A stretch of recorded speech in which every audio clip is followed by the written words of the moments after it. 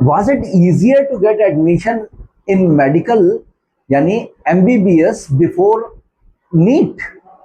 ये सवाल बच्चों के मन में आता है। बेसिकली इन बच्चों ने कभी देखा नहीं, इनको ये पता नहीं कि 2016 से पहले एडमिशन का क्या प्रोसीजर हुआ करता था। आपको MBBS की सीट लेने के लिए एक प्रोसीजर हुआ करता था और 2016 से पहले ये प्रोसीजर था। तो बेसिकली था क्या, ये मेडिकल के लिए देश में अलग अलग परीक्षाएं हुआ करती थी। अब जो परीक्षाएं हुआ करती थी, हर बच्चे को 10-10, 20-20 फॉर्म भरने पड़ते थे, उसका भी पैसा लगता था। प्लस हर एक स्टेट के, सेंटर के, प्राइवेट कॉलेजेस के अलग अलग क्राइटेरिया हुआ करते थे। मेडिकल कॉलेज जो होते थे बेसिकली कौन से, प्राइवेट वाले, उनके एक खास बात होती थी, कैपिटेशन फी या फिर डोनेशन के द्वारा उनका एडमिशन होता था। और ये इतना कॉस्टली हो जाता था, कई बार इसमें बहुत धोखाधड़ी होती थी, बीच में एजेंट्स होते थे, पैसा लेके भाग जाया करते थे, बच्चे बेचारे लटक रहे हैं, माँ बाप परेशान हो रहे हैं और एडमिशन भी नहीं हो पाता था। प्राइवेट मेडिकल कॉलेजेस की भीड़ हुआ करती थी और मौज हुआ करती थी। अब दोनों में सन्नाटा छाया हुआ है, क्योंकि काउंसलिंग के थ्रू एडमिशन होता है, अब उतना मोटा और इतना खुला खेल नहीं हो पा रहा। अब नीट के आने के बाद क्या क्या चेंजेस आए, जैसे ही नीट आया पूरे इंडिया में एक सिस्टम बना जिसमें गवर्नमेंट और मेडिकल दोनों के लिए कॉमन पेपर हुआ और कॉमन ही काउंसलिंग होनी शुरू हो गई। अब कॉमन पेपर, कॉमन काउंसलिंग हुई। अब उससे पहले हम देखें कि भाई देश में मेडिकल कॉलेजेस और मेडिकल सीट्स के हाल क्या थे।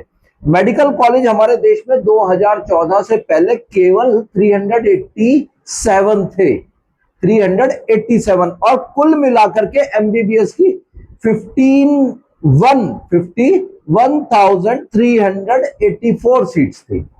अब आज की तारीख में यानी 2026 में ये सीट्स जाकर के कितनी हो चुकी हैं, 1,30,000 के करीब। दैट मीन्स डबल से भी ज्यादा। और कॉलेजेस भी 2024 में 731 थे।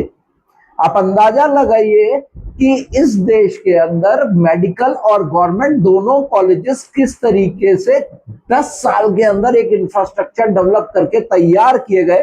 नीट की तैयारी उसी का एक हिस्सा रही, क्योंकि अगर यही तरीका 2014 से पहले अपनाया होता, इतने ही कॉलेज बना दिए गए होते, तो क्या होता, बच्चों को फिर वही कैपिटेशन फीस, वही रेग्रेस पनिशमेंट, किस चीज की, अलग अलग पेपर्स की तैयारी, अलग अलग फॉर्म भरने, अलग अलग जगह जाकर के पेपर देना, ये सारा फंडा चलता रहता। लेकिन आज प्रोपेगेंडा यह है कि 1,36,939 सीट होने के बावजूद भी सरकार ने कुछ नहीं किया। चलिए, नहीं किया।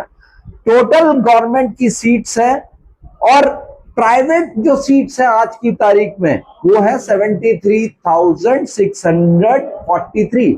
अब आप सोचिए, इसके अंदर अगर वही डोनेशन वाला फंडा होता तो क्या होता। अच्छा, ये मेडिकल कॉलेज किसके हुए उन दिनों? कौन थे उन दिनों देश की सत्ता में बैठे हुए लोग? कौन थे वो अमीर अरबपति लोग जो एजुकेशन माफिया हुआ करते थे? कहीं ऐसा तो नहीं आज वही रोड पे घूम रहे हो, उन्हीं के द्वारा भेजे गए लोग घूम रहे हो? क्योंकि नीट को खत्म करने की बात हर कोई कर रहा है। क्यों कर रहा है? बच्चों को छोड़ के। जो जेन्युइन बच्चे हैं ना, वो कभी नीट खत्म होने की बात नहीं करेंगे। उन्हें पता है कि उन्हें एक यूनिफाइड पेपर देना और उनको पूरे देश में सीट मिल सकती है। वो धक्के क्यों खाएंगे हर जगह? वो क्यों अलग अलग क्राइटेरिया पे काम करेंगे? बड़ा सिंपल सा सवाल है।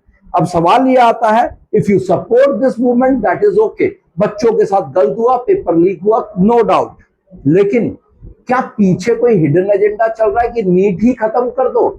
अरे भैया, भ्रष्टाचार बंद करो, करप्शन बंद करो, पेपर लीक अपने आप बंद हो जाएंगे। पहली चीज, डर होगा, पेपर लीक होने बंद हो जाएंगे। किसका डर? कानून का डर। कानून 10-10 साल फैसले देने में लगा देता है, तो डर काहे का रहेगा?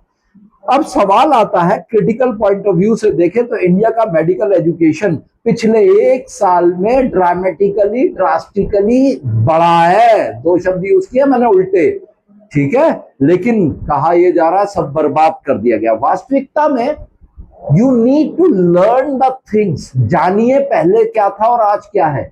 जो बच्चे उस जमाने में पैदा हुए थे, उन्हें क्या पता कि उनसे पहले वालों ने क्या भुगता है। उन्हें आज एक पेपर लीक दिख रहा है। पेपर लीक व्यवस्था को सुधारने से सही हो सकता है, नीट को खत्म होने से नहीं। नीट खत्म होते ही फिर दोबारा डोनेशन, कैपिटेशन फी और धोखेबाजी का धंधा शुरू हो जाएगा। वास्तविकता तो यह है, अगर आप इस पूरे वीडियो को ध्यान से सुनेंगे तो आपको पता चलेगा कि what changes have taken place in last 12 years. I hope ये वीडियो आपको समझ में आएगा। इस तरीके के और वीडियो के लिए आप हमें फॉलो करते रहिए सर्वप्रथम पाठशाला।